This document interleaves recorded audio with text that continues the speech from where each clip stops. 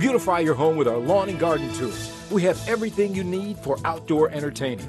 Located at 41 Victoria Street, Sears is open Monday through Saturday from 9 a.m. to 7 p.m. Sears, reliable delivery, quality service, and everyday low prices.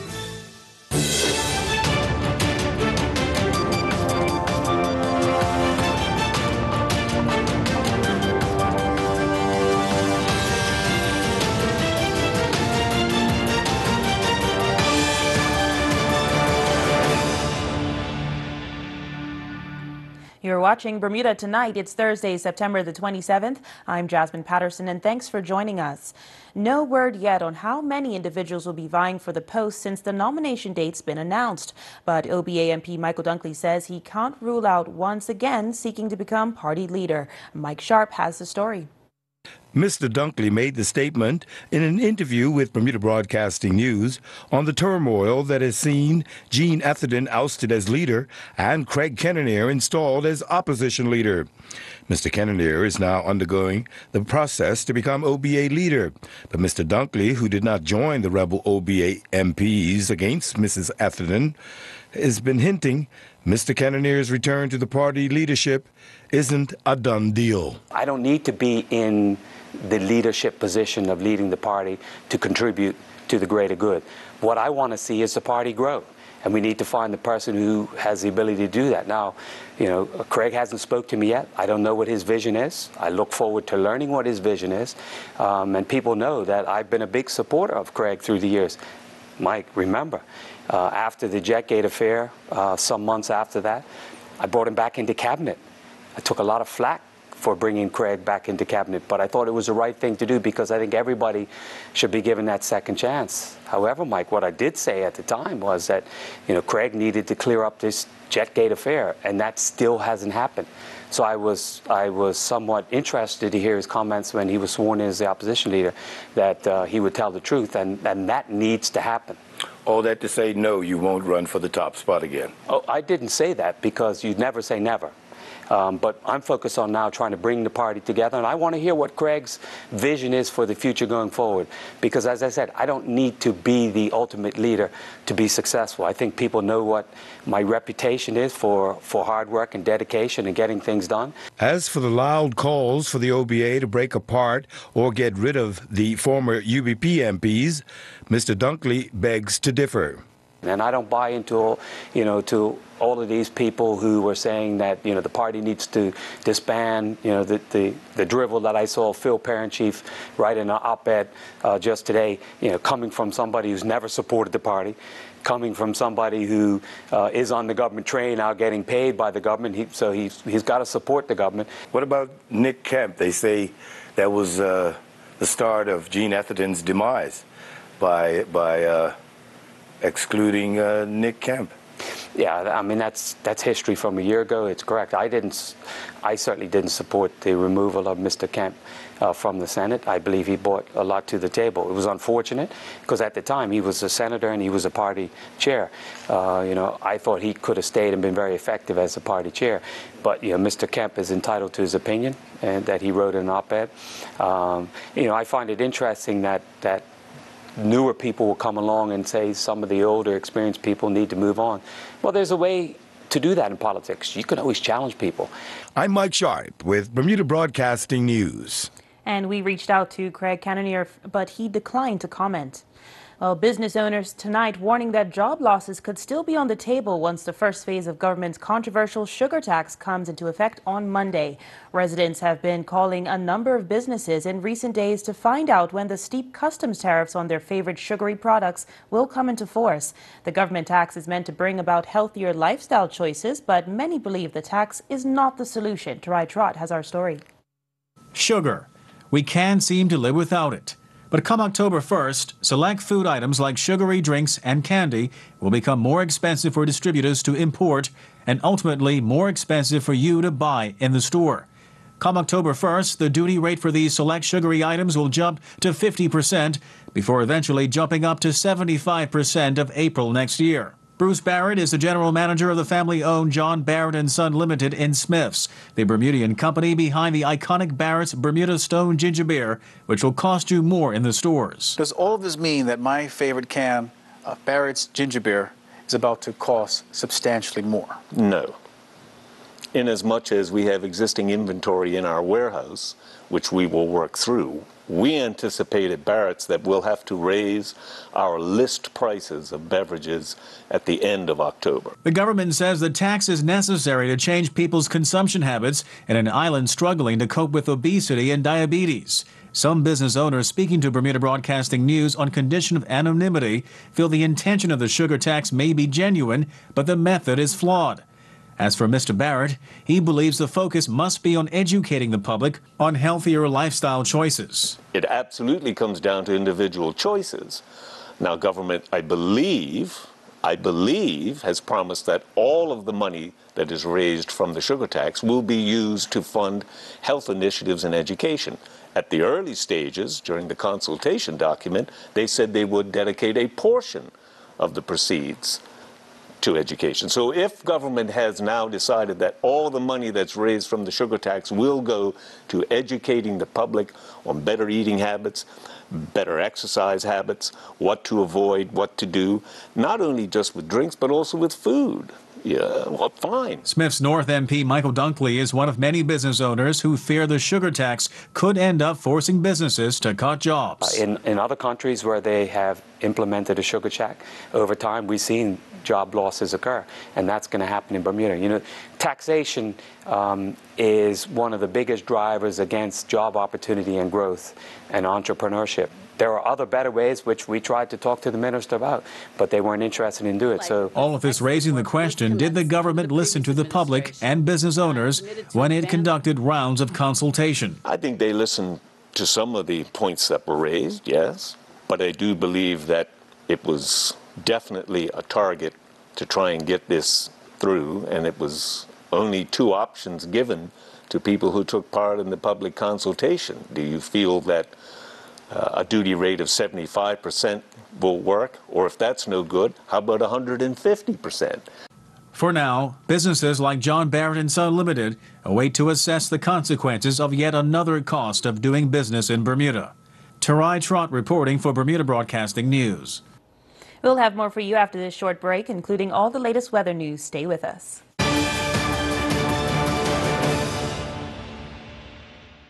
You can count on us. Save $2 on fresh boneless pork sirloin chops, just $2.99 per pound. Pretty Lady extra large red or white seedless grapes, $3.99 per pound. Only 99 cents for selected varieties of 6-ounce Yoplait yogurt. A healthy snack, Mott's applesauce, $3.19 a 6-pack for selected varieties. Save more than half price on a 4-roll package of bathroom 2-ply toilet tissue, only 89 cents. Visit our website at www.marketplace.bm for more super specials. You can count on us. Bermudians use U.S. Express at mailboxes to ship their online shopping because it's up to 80% cheaper than regular couriers. They're always willing to help. They're willing to go above and beyond. They've helped me many times with packages, to help me with invoicing and all sorts. So I love mailboxes. Easy, convenient, and fast. The people are fantastic. Sign up for a U.S. Express account at www.mailboxesunlimited.com today.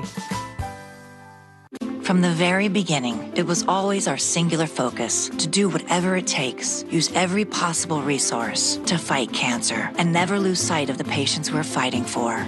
Our cancer treatment specialists share the same vision. Experts from all over the world working closely together to deliver truly personalized cancer care. And these are the specialists we're proud to call our own. Expert medicine works here. Learn more at cancercenter.com. Appointments available now.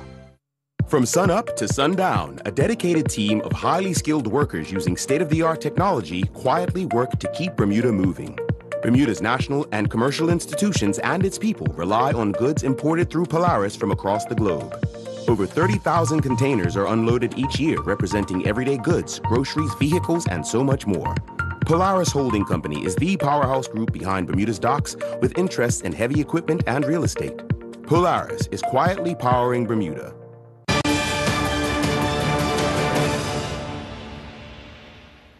Welcome back. A Digicel worker today was charged with sexual assault. Appearing in magistrate's court, the 46-year-old pageant man pleaded not guilty to sexually assaulting a woman on the 21st of July this year in St. George's Parish. The man, who cannot be named for legal reasons, was bailed in the amount of $5,000 and is ordered to have no contact with the complainant. The matter was adjourned to October 5th. And a plea for helping agencies to do a better job of meeting the needs of defendants with mental health challenges. Executive Director of the Family Center, Martha Dismont, calling it a travesty today after a disturbing scene unraveled inside Courtroom number 1 during this morning's plea court session, when a man with apparent cognitive impairment was forcibly removed from the court. It's a situation that never should have happened, according to Ms. Dismont. A defendant refused to be taken away by the court bailiff after he had been remanded to Westgate. People are not as familiar as they should be with regard to trauma-informed care. What happens when someone has an adverse childhood experience, whether they're sexually abused, physically abused, verbally abused, what happens to that individual and what can you expect of that individual? So there's a lot of fault to be thrown around, and I'm going to, in the next few days, have some conversations with people in lead positions about the fact that if you are not aware of what someone needs, then you really should ask the question or make sure that you are doing no harm to the individual as a result of not knowing what their needs are.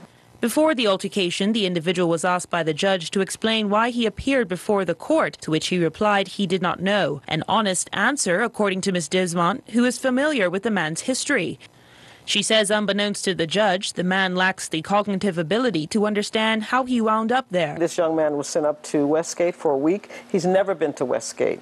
And this is what saddens me more than anything else, because we're doing everything we can to get him out of Westgate and to help him understand what has happened. The magistrate ordered that he spend a week on remand until he, quote, figures out what he's done. I truly believe the judge did what the judge was supposed to do, but I was very concerned that here he is in a position to respond without really knowing what he should be saying, and it turns into this melee where, unfortunately, they had to remand him. They took him down as a young man who was resisting the correction officers, and it was a very sad situation. She adds the scuffle could have been avoided had there been proper communication about the man's needs. It's much harder to work with an individual who's over 18, who does not understand fully what has gone on and has not had the proper care and treatment. We have a responsibility as a country to address this, and it was important to come and talk about this, because this is where we're going and this is where we need to go, and we need to stop talking about a lot of other things and get this sorted. This situation, she says, highlights a bigger issue. That means that many people are walking around without really, the normal responses that we should have. People are walking around handicapped. People are walking around with emotions that haven't festered yet but may be triggered at any moment. Certainly with the younger population, we're seeing it all over the place. We suspect that with the older population, they're just hiding it until something happens. The Family Center will be facilitating a survey on the population to gather information on adverse childhood experiences to best direct action on the matter. It will also host a conference of local and international speakers on the topic starting October 10th. It seems as though summer is not quite over yet. Beautiful conditions outside right now as we take a look at the view from our weather cam, and here's the latest from AccuWeather. AccuWeather is presented by BF&M Insurance Group. We now go to AccuWeather headquarters. Well, we're glad that you are tuned into us on ZBM tonight. This AccuWeather forecast is brought to us by our friends at the BF&M Insurance Group. And I want to point out a few things here on the map. This area of disturbed weather to our north is pulling away, and it's not going to greatly affect us, although there is a front that it will help to deposit nearby, at least among one of the many factors influencing the big picture across the Atlantic over the next few days. This giant pinwheel here is Leslie, which is a system that is kind of going back and forth between being a cold North Atlantic low pressure system, and eventually it's going to transition back into what will probably become more of a subtropical storm with some of the anatomy of a more typical tropical system in another couple of days. It's going to stay to our east, but it is influencing the wave heights in a big way. And next week we're going to have some big waves because of Leslie off off to our east. And then here is Tropical Storm Kirk, which is center of circulation is actually west of most of the convection. It's battling some shear, and that's helping this storm to weaken some, and that's going to cross the Lesser Antilles tonight. So as we look at the visible satellite, you can see that Leslie really is the most significant thing that we can see on the map. Even though it is not a true hurricane or tropical storm quite yet. That may soon change, and it was changing really this evening, transitioning to more of a subtropical system. We have no real widespread rain. Couple of sprinkles for a few folks earlier today, but nothing long-lasting or significant. Humidity's hanging near 70%. Temperatures are down 78 degrees. The water temp has fallen about a degree or so over the past 24 hours, maybe half of a degree down to 81. On the inside, we have 1 to 2 foot waves. On the outside, 3 to 7 footers. Looking ahead to next week, we're going to have some large waves, swells coming from the northeast, from the direction of Leslie. Tonight, partly cloudy out there, 74 your low. Quiet weather for us, and that's good news. But really the most significant thing locally will be the wave heights. Friday afternoon, Friday night, small craft warnings return to our local waters. So we recently had a low tide. The tide is coming back in, and that will peak at 11:05 tonight. Low tide again tomorrow morning, and then high tide just as we approach noon. So a great day tomorrow, partly sunny, similar to today, maybe a degree or two warmer. High pressure is still off to our northeast. Here's Leslie, some of the rain on the southern end of the map there associated with Kirk as Kirk falls apart over the Caribbean. So again, the big thing on a wide regional scale right now is Kirk crossing the Lesser Antilles when it comes to weather impacts in the islands. So that's an issue for the northern windward and the southern leewards tonight. Some spots will see 4 to 8 inches of rain with some mudslides possible there. None of that for us in Bermuda. Cooler and wetter for New York, Boston. Toronto looks good. Nice fall weather there. Miami pretty steamy. London looks like a pleasant fall day. There will be a little front, a couple of troughs that roll in on Saturday, sparking some scattered showers. Behind that will dry back out. Just big waves next week, but otherwise nice weather for us. Back to you. AccuWeather was presented by BF&M Insurance Group.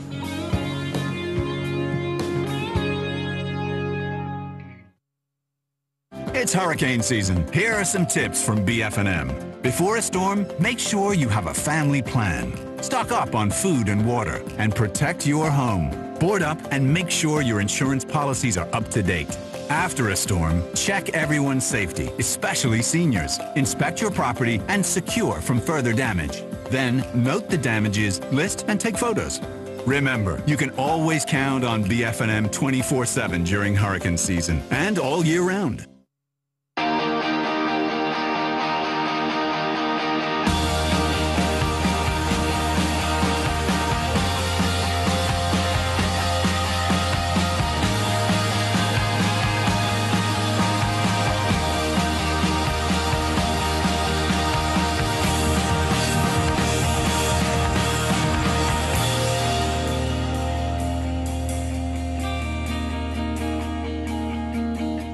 I was first diagnosed as a diabetic back in 2000. I was 222 pounds. I used to feel sickly all the time, like a lot of ailments, back pains, this. We meet as a group, as well as we do have individual one-on-one consultations with the doctor. This is just providing guidance upon the type of healthy foods that will help people better manage and hopefully reverse their diabetes. But the group setting gives you encouragement, you get feedback. You know, if you see somebody out in the street, hey, how you doing? How you making out? The aim of the one year program is to provide that support to try and make it as easy as possible for people to make those changes. I had lost 22 pounds. I was going down. Now I'm feeling a lot more comfortable. I feel like you actually do feel lighter.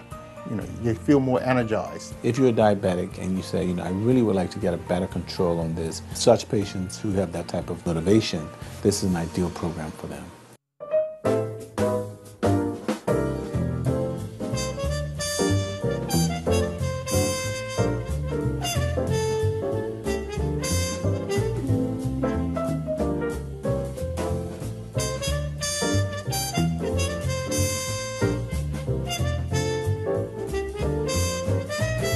Toyota Rush, Bermuda's biggest SUV with 7 seats. There's always plenty of room. Available at Bermuda Motors.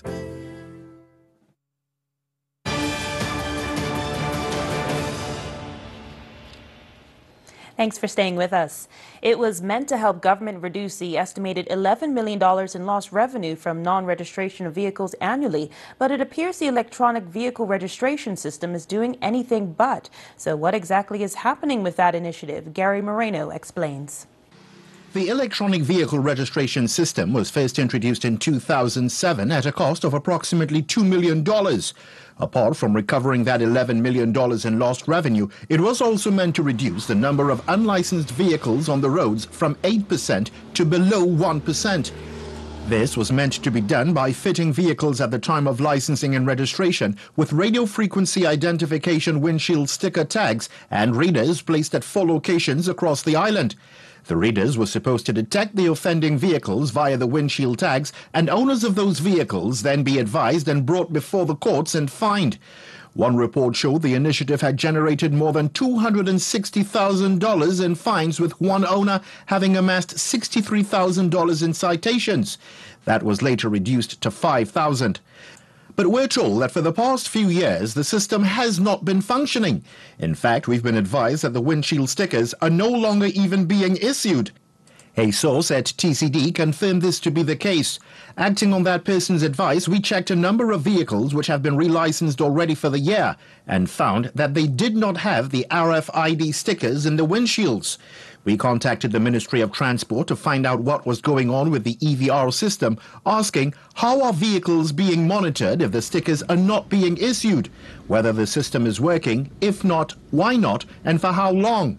In response, a spokesperson for the ministry sorta answered our questions, saying equipment at the 4 EVR monitoring sites was damaged through vandalism and or weather. Repairs were recently made to get 2 sites fully operational. We hope to have the equipment at the other sites replaced over the next few months. TCD will continue to install the EVR tags. Summons are generated by EVR system and issued to the owners of the offending vehicles. However, there was no response when we tried to find out which 2 sites were recently repaired. We also visited 2 of the 4 detection sites today and were advised that neither of them were functioning and so not able to read the windshield tags to detect offenders. So just how anyone is being caught driving an unregistered vehicle via this technology is something of a mystery. As we mentioned, the initiative was meant to earn government millions of dollars lost through non-registration of vehicles. So just how much has the initiative so far contributed to government's coffers? Well, we were not provided a dollar amount, but the spokesperson did say revenue generated from the EVR system is included in revenue collected by the courts and goes into the consolidated fund. It's unclear, though, why at one point back in 2008 it was possible to determine that $260,000 in fines were directly related to the EVR system, but in 2018 that information is apparently unavailable or at least difficult to access. We also did not get any response as to whether the EVR managed to reduce the number of unlicensed vehicles on the roads to below 1% as intended. However, the spokesperson was able to tell us that as at 31st August this year, 5,384 vehicles were unlicensed. This includes all categories of motor vehicles and bikes. By the way, the EVR system was only meant to work on 4-wheel vehicles, at least that's what was stated, when the initiative was first launched in 2007. Gary Moreno, reporting for the Bermuda Broadcasting News. And still to come, Earl Basin will have all the latest sports news in just a few minutes.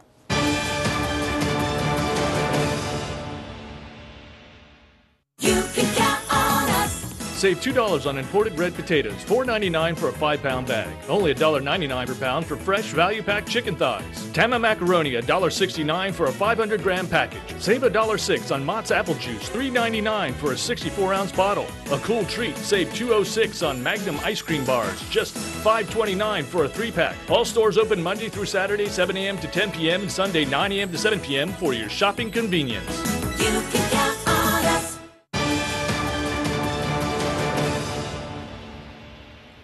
Sport now, and Earl Basin brings us the very latest from the sports desk.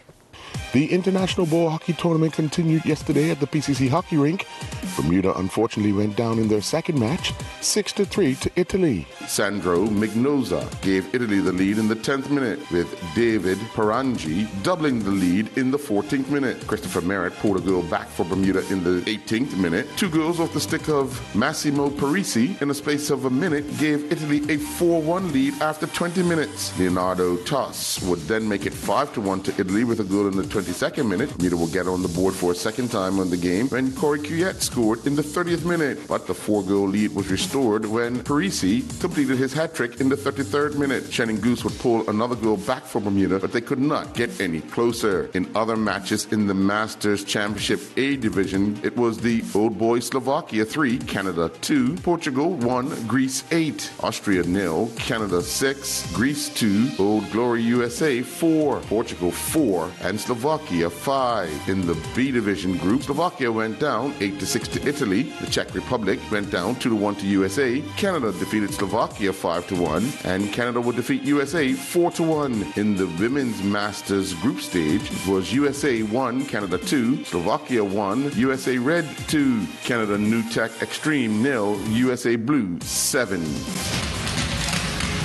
At the BAA field last evening, Robin Hood would defeat the Somerset Trojans 2-1. After a scoreless first half, Robin Hood would take the lead in the 66th minute when substitute Lejean Simmons scored. Shakir Smith doubled the lead in the 80th minute. Justin Coudet would pull a goal back for the Somerset Trojans in the 87th minute, but they could not find the equalizer. On a cold and rainy night in Hanover, senior Justin Donowa scored the game-winning goal just 38 seconds into overtime to lift Dartmouth over Albany 1-0.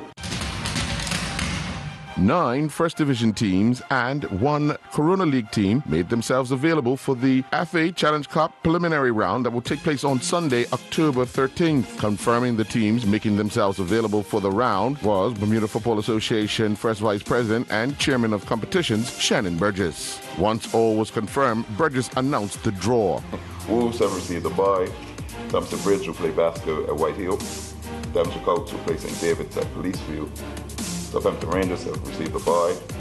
Hamilton Parish will play Flanagan's at Wellington Oval, and St. George's will also play at Wellington Oval against Footy Kings. Doubleheader. Those matches will be all played on Sunday, October 11th. Noah Brown continued competing in the $11,000 men's Aspen Cup in Canada. Brown will take on the 5th-ranked player, Kristen Frost from Denmark, in the second round. Brown went down in 4 games in a match that took over an hour to complete. Frost won the first game 11-8, but Brown would level the match at 1-1, winning the second game 11-6. Frost would go back in front 2-1, winning the third game 12-10. He would close out the match, winning the fourth game 11-5.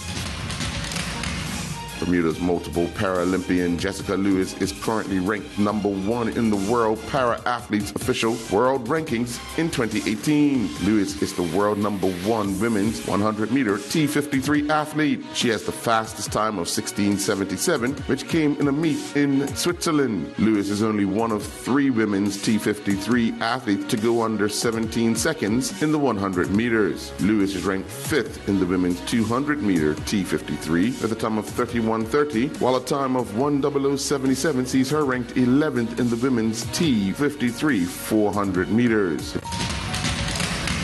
The Bermuda Basketball Elite City League continued with a doubleheader inside the Bermuda College Gymnasium that produced 217 points last night. Game 1 saw the Falcons defeat the Lions 60-26. Brian Robinson led the Falcons with a game-high 12 points. He had 8 rebounds and 1 assist, while the Lions got 10 points from Seth Hartman. He also had 8 rebounds, 3 assists, and 3 steals. The Storm would pick up their first win of the season in the second game, edging the Warriors 66-65. Jaron Haley scored a game-high 28 points for the Storm to go along with 3 rebounds and 3 steals, while the Warriors got 18 points from Tajo O'Reilly. He also had 11 rebounds, 7 assists, and 6 steals. Morehouse College cross-country runner Trey Simons earned the Southern Intercollegiate Athlete Conference Male Runner of the Week for the second consecutive week, released by the league office. Christy Coventry, chairman of the International Olympic Committee's Athletes Commission, that Bermuda Winter Olympian Patrick Singleton is a member of, said she supports the lifting of the ban on Russia's anti-doping agency, Rashada, despite widespread dismay over this week's WADA decision. The statement from the IOC Athletes Commission confirmed the group agreed in principle with the recommendations made. In second spring senior bowling league action at the Work Lanes, it saw Just Kickin' fall 3-1 to the last minutes, while the Blue Angels went down 4-0 to the Pin Splitters. The Drifters defeated the last Pins 4-0, and the match between the Islanders and newcomers ended 2-2. I'm Earl Baisden with Bermuda Broadcasting Sports. And that's all we have for you this evening. I'm Jasmine Patterson, and we hope to see you again very soon. Have a great night. Jasmine Patterson's wardrobe and makeup is provided by Gibbons Company.